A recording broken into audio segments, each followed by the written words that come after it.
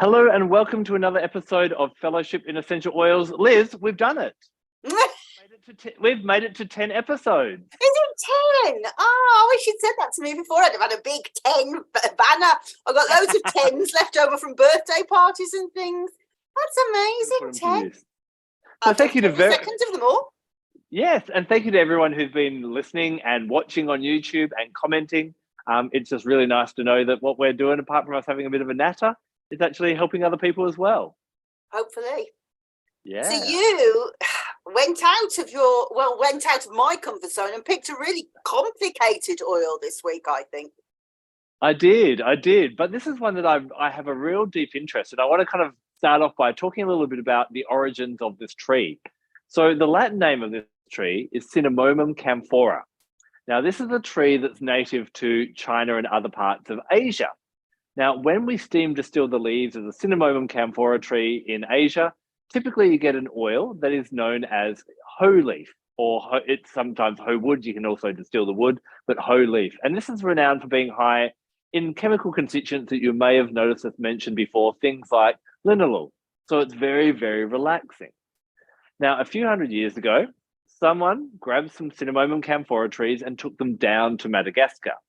And here, the tree actually adapted really well and thrived and continues to grow in Madagascar.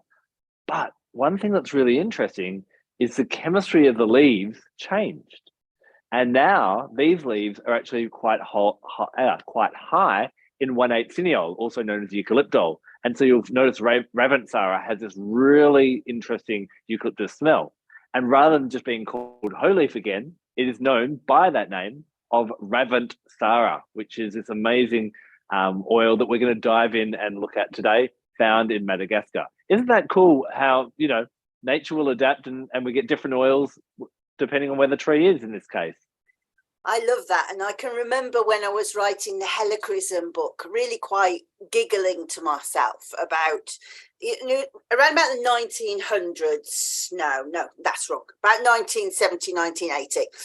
The drugs companies decided this might be a good idea to look at sort of natural plant medicines, and they sent all these guys off to talk to shamans and plant healers around the world. And I just remember thinking when I was writing helichrysum, God, they must just wish they had never touched that oil, because helichrysum is one of those that really changes, not just from country to country, but also like village to village, and whether it's in shade or if it's in light or what have you. So yeah, it's a bit like, I guess, when we talk about wine and the terroir of a wine, how only champagne can come from Reims, it's specific to that soil. Yeah, very true. So that's, again, it fascinates me so much. And I guess that also where we're meant to be mindful of where we're getting our essential oils from, and whether, it will affect the chemistry. Now, another question that comes up a lot when people are talking about Ravintsara is there's another plant that also comes sometimes from Madagascar as well, called Ravensara. So can you share a little bit about the difference on those two? So it's funny. So many of you will know that I'm also a ghostwriter for other companies. And, if somebody has like a website about essential oils and they need an aromatherapist to look over things, this is actually the question I get asked more than any other. So what is the difference between Ravensara and Ravintsara? And so different plants, but actually, if you look at it, historically, maybe the same plant that's kind of chemotyped itself, different phenotypes of the same plant, and we really don't know. But one thing to be aware of is that Battaglia says in his book that Ravensara, so that to make it easier to say, Ravensara is sometimes adulterated with what we're talking about today, Ravintsara. So even when you look at a GCMS report, it can be really difficult to tell. But so ideally, there's a sort of a movement to say we shouldn't really call Ravensara that, we should call it aromatic Ravintsara, as opposed to Ravintsara, so that it's easier for people to know. But it's slow moving. But if you look, so I have my book, my cheat sheet. So the other thing to be even more confused about is there are two different types of Ravensara or Ravensara. So Ravensara is taken from the leaf or the bark. So Ravensara bark is really not a very nice oil at all. Predominantly estradiol, which may or may not be carcinogenic. And so that's not really that commercially available. But Ravensara or aromatic Ravintsara is one of my favorite oils. I love it a lot. And it's got a very different chemistry. So what we've got in aromatic Ravintsara is high levels of limonene. So really high and sunny kind of feeling to it. And then behind it, we've got sabininene. So interestingly, sabininene also appears in Ravintsara or whole leaf. And yeah, just completely different chemistry, really. So as I say, limonene, sabininene, isolidine, and estradiol again in aromatic Ravintsara. But the one we're most interested in, as we say today, is Ravintsara or whole leaf, is what I was always taught to call it, and it's easier to do whole leaf, I think, which is really high in cineol. So if you consider that Eucalyptus globulus will be around about, and I'll use Tisserand's numbers here, he says we can expect to see between 65 to about 83.9% 1,8 cineol in Eucalyptus. In Ravintsara or whole leaf, you will see about 50%, so really quite high. And then also quite high numbers in alpha terpinol. But as you quite rightly say, different if it's Chinese or if it's Madagascan. So 50% cineol and 14.3% alpha terpinol is what you can expect from a Chinese Ravintsara. But if it's grown in Madagascar, then higher. We can expect 56 to 63% cineol, so really comparative to a eucalyptus.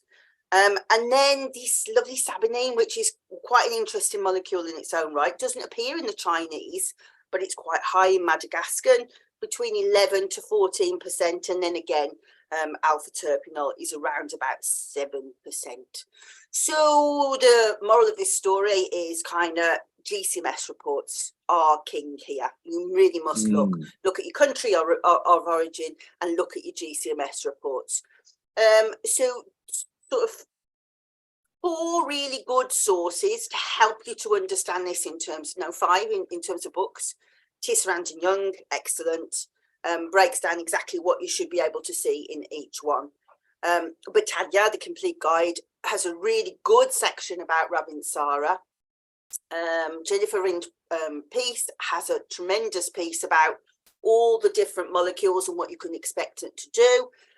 But I think probably my favourite source would be Peter Holmes, who has written quite a lot about it in his Aromatica, and I will refer to that as we talk. Interesting. Thank you for those references as well. People will be squirreling and grabbing those books immediately. Now, obviously, with that 1,8 cineol or eucalyptol in there, it's going to be very much a respiratory support kind of oil. Is there any times, and you admitted last week, it's not an oil that you it's in your it's not in your inner circle. Is there any reason why you'd reach for Ravintsara over a eucalyptus like globulus or blue gum? Yes. But I think probably need to work up to that answer. And by doing that, I will work up by saying why it's not one that I work with. So I think a reason to use it would be if somebody was really suffering from burnout, and that they kind of needed that spark to get going again. And so we know that we will get if we weigh up, why does this person get a disease and this one doesn't? Quite often you'll see that stress component in it, of the worn out. So it's very much like a tinderbox kind of oil. So the reason that I don't use it myself, and by that I mean on myself, is a bit like the reasons why I don't use peppermint and rosemary. They're too stimulating for me. So if you're quite a sensitive person, so for example, if you can't have caffeine because it makes you have palpitations and stuff like that, it can be too much. It's quite an overwhelming oil. But if somebody's really worn out and keeps on catching stuff, and you're looking and you think, oh, they're so stressed, but it would be wrong to relax them more because they've got nothing left and they need that kind of jump start, then it's an excellent oil to use, I think. Yeah. Yeah, interesting. It kind of reminds me of part of the emotional aspect that we looked at in our book, Gifts of Essential Oils. We found Ravintsara is really good for those that almost force themselves and don't allow the full cycle of healing to happen. You know, they may so exactly those people that keep on going back to work when they're not ready and stuff exactly. like that. And I have been one of those people in the past where, you know, you really think that, and you're scared of losing your job, you know, that there's all the pressure on you and they just push and push and push and push and push.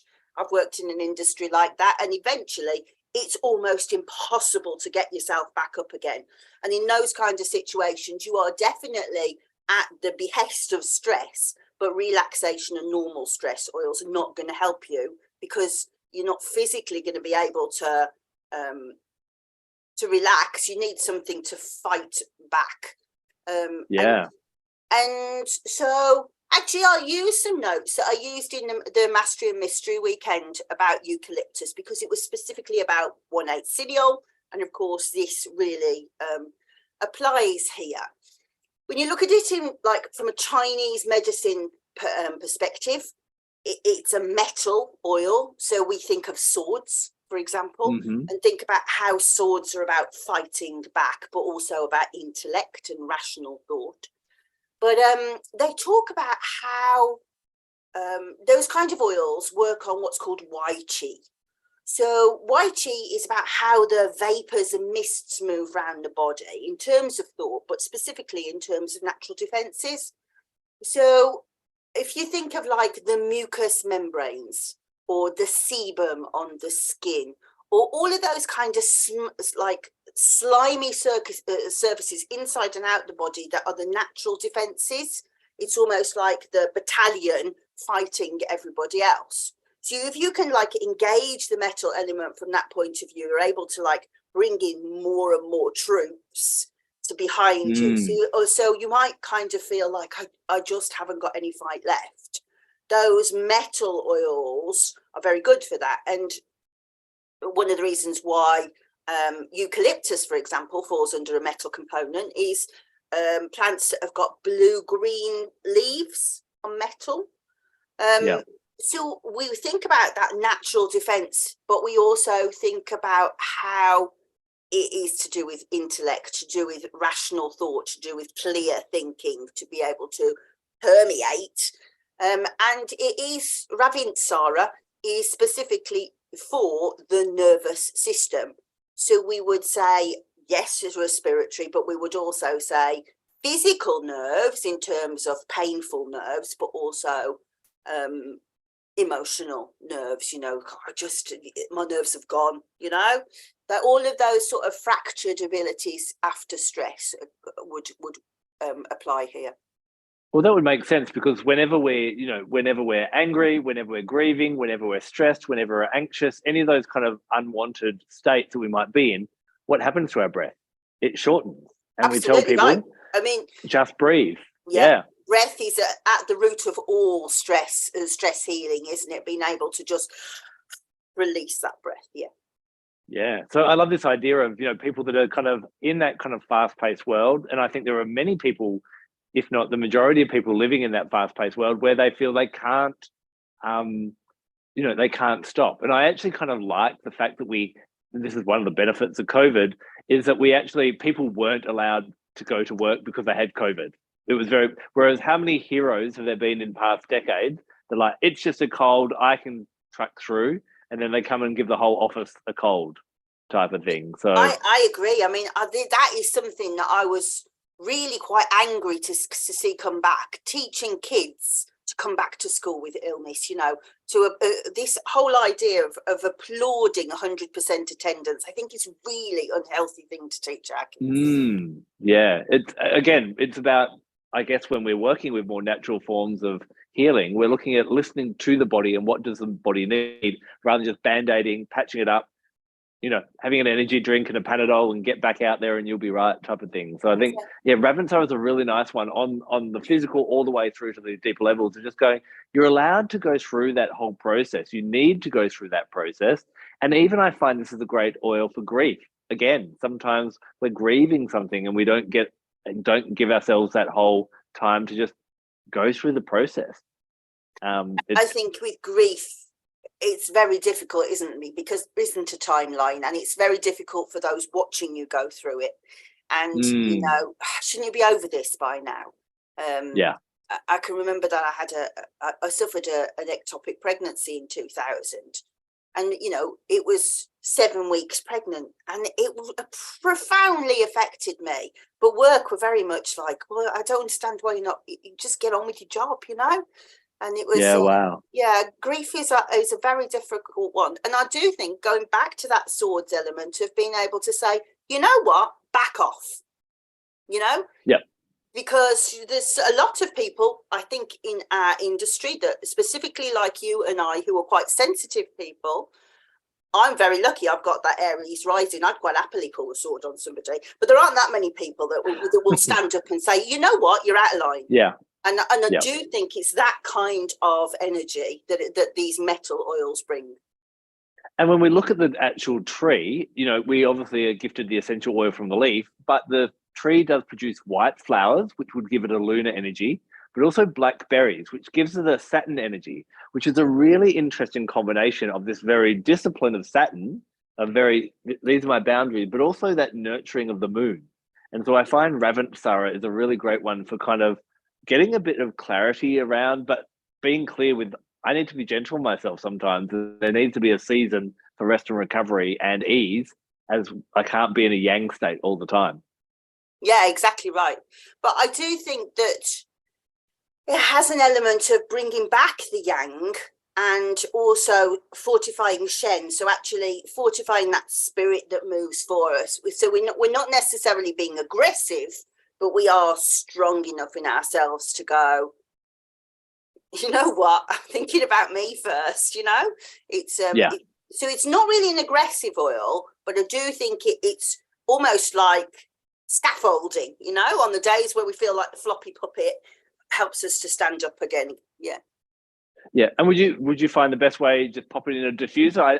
How I love to use it, I love, again, like we were talking about last week with pineapple myrtle, a couple of drops in the shower and that kind of steam bath. And water is so cleansing and rejuvenating as well. That's one of my favorite ways to use it. Yourself? I usually use that one topically, but I would also talk about using it in as an olfactory agent. But yeah, I think that if you have got a really bad chest infection or you have got nerve pain, we could look at how it really helps with nerve pain. All of that is very good on the body. But again, if somebody was like quite hypersensitized, I would use a different oil, I think. Yeah. Because it does have a bit of a reputation also for being a bit of a great for sore body, aching muscles, that type of thing. Yeah. In a massage, I'll go on. No, go on.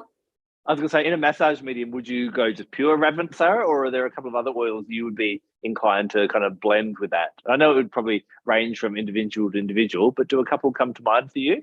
So when I'm using topically, I always blend. I enjoy the synergy of blending. I don't necessarily when it comes to olfaction, but I enjoy the whole thing of what that comes out like. And so there's kind of two reasons we can look at why it's so good for nerve pain. So the 1,8-cineol works on like a heat receptor in the system. So it's called TRPV1, transreceptor vanilla proteinoid. And if you pinch yourself like that, you're actually working that. It's like a pressure receptor. But also if you eat chili and you know how you go really hot and you go, that's the same receptor. So this receptor is excellent for soothing down pain messaging in the body. And this is one of the lessons that I teach in my pain practitioner program, incidentally. So this particular sensor runs along a nerve called a C fiber, which is like the thickest of the nerves. So if we talk about nerves as if they're one fiber, but they're not. They're like bunches of fibers. Yep. And each fiber is insulated with a myelin sheath, and the myelin helps to keep the information safe within it and helps the speed of the message go. So I always use the example, like when I touch the wood burner, I'm so useless at it, and I will so often touch hot things without thinking about it. And you go, before you even realise that you've done it, doesn't it? Your hand moves away before your brain registers it. Yep. Yeah, so that is because the nerve is extremely well myelinated and it moves very fast. The next sort of thinnest one then is the one that goes, you stupid cow, you've done it again. And then the one that we're most interested in was called the C fiber. Now, it doesn't have that much insulation, so it transmits slowly. So that's the one that goes, ow, throbbing ache, ow, ow. And in cases of chronic pain, like backache, for example, where there doesn't really seem to be a reason for the pain, but the pain goes on, quite often it's to do with this C fiber not turning off. And the reason why it doesn't turn off is because we don't have enough enkephalins or GABA at the synapse. So GABA is our main inhibitory neurotransmission. Basically, it's what keeps us calm. And enkephalins are like endorphins, but in the brain and the spinal column. So as long as we've got enough enkephalins, which we would get through doing exercise, and we have got enough GABA, which we get by being calm, then actually the C fiber should transmit the correct message. So what happens is if it doesn't, it kind of branches open like that and sends a message to the part of the brain that says pain, pain, pain. If it's correct, it stays closed and it goes to the part that goes, oh, something touched you. So this is something like, particularly, this is often off the chart with people who have fibromyalgia. So it should be a fairly light touch, but actually it feels really, really painful. And this is why getting somebody like that calm is really, really important.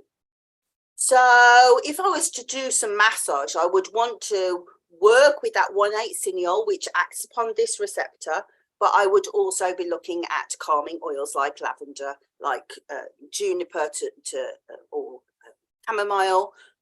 So like allowing the 1,8 cineol to do its specific job on that receptor, but also using calming oils to try and get that GABA up. But also the other interesting thing is if we go to the Madagascan whole leaf, it's got high levels of sabinine, which is anti-inflammatory as well. So the two together would be really good. So yeah, I would definitely blend it with calming oils. Yep. No, that makes sense for sure. One thing as well, we've been talking a little bit about that grief and that speaking up for ourselves, and that being a leaf oil, you know, I see that being associated with the element of air and the mind and that type of thing. I also fully agree, and we write about it in our book about it. It is a good one for setting those boundaries and saying yes, no, boundaries with other people, boundaries with ourselves. But also, I think it's an amazing essential oil to help us get really clear and communicate clearly to the universe. I think a lot of people in the world can tell us what they don't want. I'm sick of this job. I'm sick of my partner. I'm sick of not having money. I'm sick. And their energy is on that. But how often are we actually making sure that we have this direct kind of conversation or this vibrational conversation that we're putting out of where I'm heading and where I'm going? And I did a tarot reading this morning, and I spoke to the lady who, you know, we said we're going to design what is the 2028 version of her going to look like. Oh, I said, that's fun. and that person is going to be your decision maker. So when you're wondering whether you should have a cigarette or have a cup of tea, what would 2028 version of you say?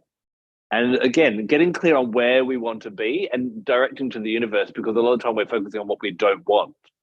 Another thing Ravensara can be really helpful for is with that real clearing energy that it has, really great for helping to get our thoughts, our words, and our actions in alignment. And think about how many experiences we've had in life, maybe with ourselves, maybe with other people, where people are saying one thing and doing another, or where have we even caught ourselves thinking one thing but because we're worried about how we'll be, how that will be reacted to, we'll say something totally different to what we're actually thinking as well. And if you think about that, though, our thoughts, our words, and our actions are like 3 different songs. And if we're playing 3 different songs, the universe is trying to work out, what do you want? But if they're all in sync and we're playing, on 3 different speakers, the same song, the universe is, I get it. I see the energy you're putting out. I see the word vibration you're putting out. I see the actions you're putting out, and let's start to manifest. And we know that lunar energy I referred to before is that energy of birthing new things and creating in life. And Saturn, although Saturn gets this bad rap, and it's really interesting because Saturn does go into retrograde in a couple of weeks. Saturn, known for its rings around it, and people were like, oh, it's all about constriction or restriction. I like to think of Saturn for being the planet of discipline. Now, discipline may have a bit of a negative connotation to it, but when we have children, do we let the children stay up all night and eat chocolate all the time?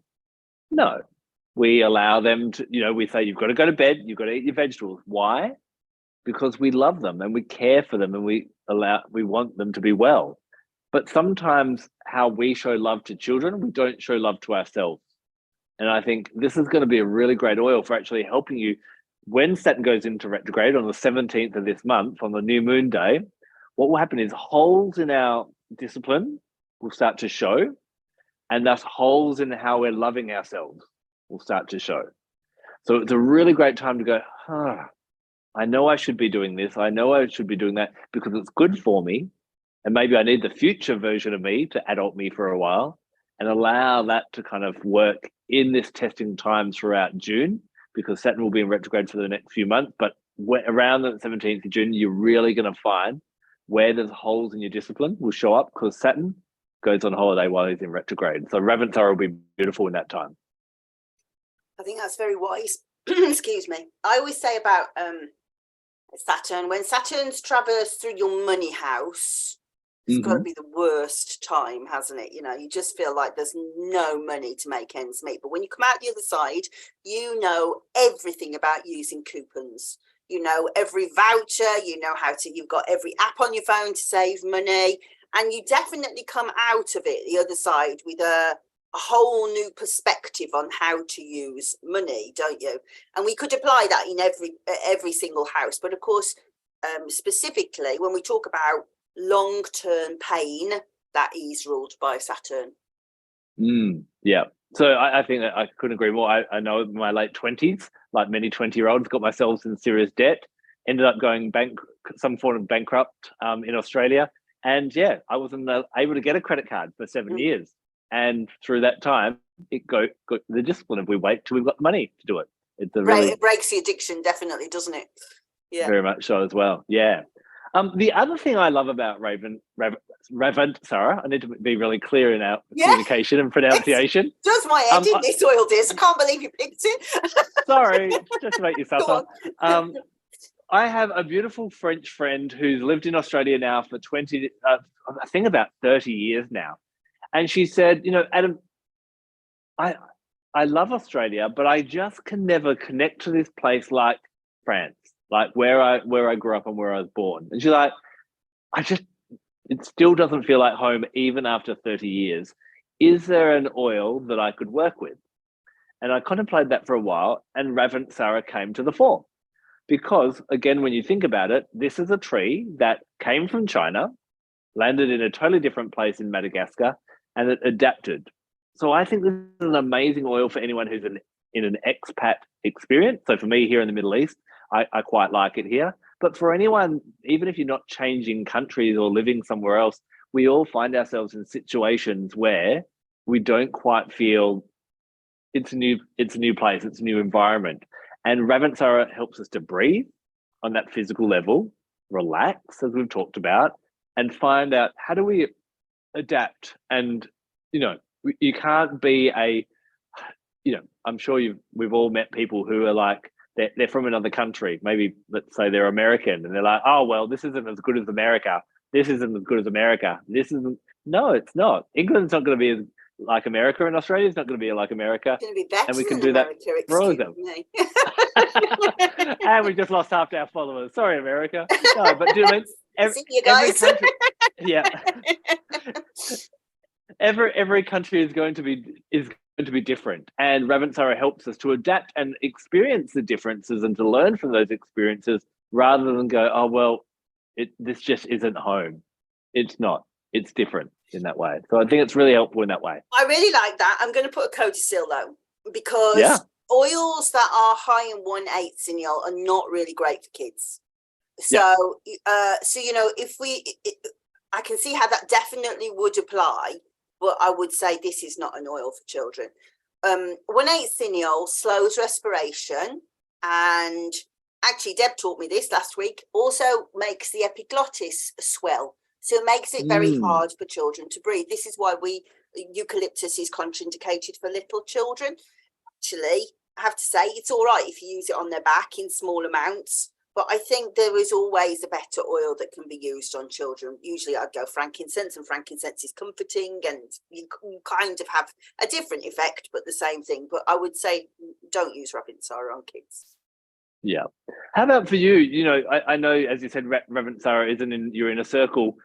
From a energetic point of view, is there anything that come through for you that speaks to you in that way, or is it just one that I know for some oils they just don't speak much, and at other times they do? No, I do think it speaks a lot, and to me, it's too bossy. So, which is what I come back to at the beginning. I think if you want somebody to encourage you to stand up for yourself, or to kind of have that well. So the oil that I can tolerate that behaves in this way is sweet basil. I find sweet basil tremendously good to work with. But I always say, if it's like when you're standing on the edge of the plane and she's checked your parachute and you're still faffing around, she just pushes you out. You know, that's the way she behaves. I can tolerate that, but I can't really. I find it very loud in my ears, and also Ravintsara. So I think it's a real like rush of energy, but yeah, like every oil, I would say the only way that you're going to be able to explore it is to try it yourself. And sometimes there's no explanation for that behavior, is there? Like, it's like you can meet somebody and go, I don't know what it is about them, but I just don't like them. I do like Ravintsara, but I just think it's too much for me. Yeah. Got you. I'm kind of getting, as we've been talking, the animal that keeps on coming up for me is the bear. Yes, so I kind of think that's very good. Yeah. Very powerful, very mighty, and that kind of thing. But we also know that what gives the bear part of its strength is that it does hibernate each winter. So it does give itself that time. So all the things we're kind of talking about kind of fits nicely within the theme of bear medicine as well. Yeah. So we've talked about, a lot to do with the respiratory system. Would you say this is a throat chakra oil?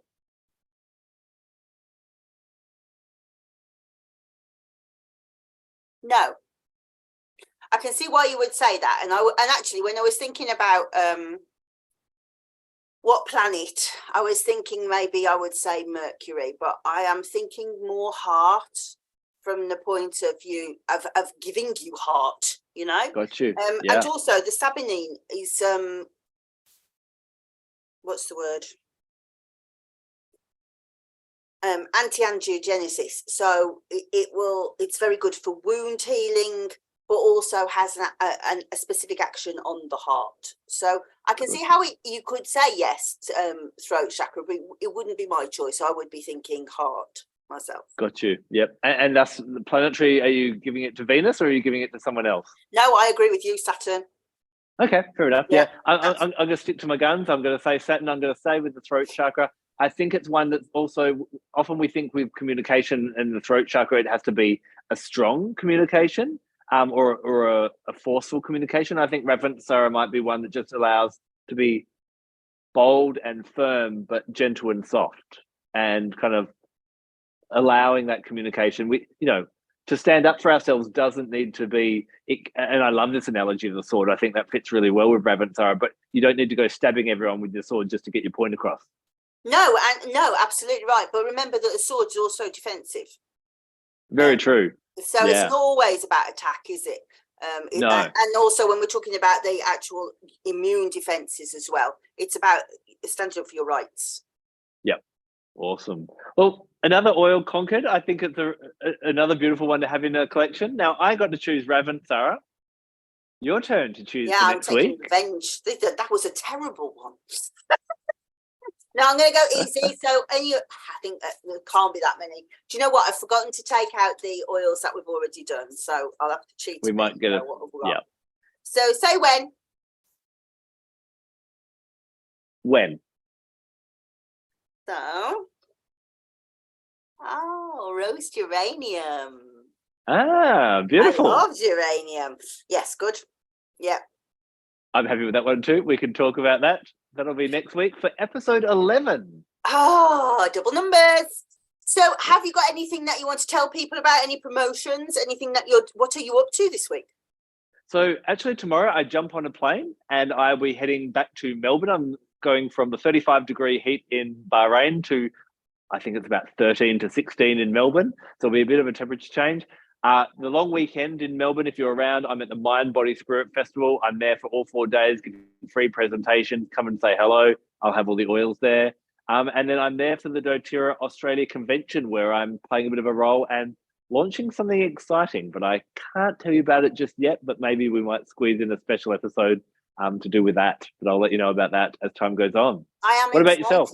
I'm excited to hear about this special thing. You keep dangling that carrot and not saying what it is. I'm having a quiet week after running round for weeks and weeks. I've got to catch up on lots and lots of stuff. So the next sort of big thing that I'm doing is on the 20th with Helen Nagel-Smith, and it's about cross-sensory appreciation of essential oils. So she and I are synesthetes, so I hear essential oils as musical notes, and she sees them as colours, sees words as colours as well. But quite often it's hard to be able to explore a new oil. And so we're going to be encouraging people to pick up an oil that they haven't worked with before and to bring that with them. And for us to just like learn how to explore different things about it. If we can sort of make personality, we can make associations outside of that science. So details of that are on my link tree, and I'm really looking forward to that. Yeah. Remember, you can check out everything that we're doing all the time in our link trees. They're attached to all the descriptions of the podcast and the vodcast on YouTube. So if you want to find out anything or get in touch with us, that's where the best place is to click on the 2 link trees. Until next week, we'll see you then when we dive in and explore rose geranium. Bye-bye.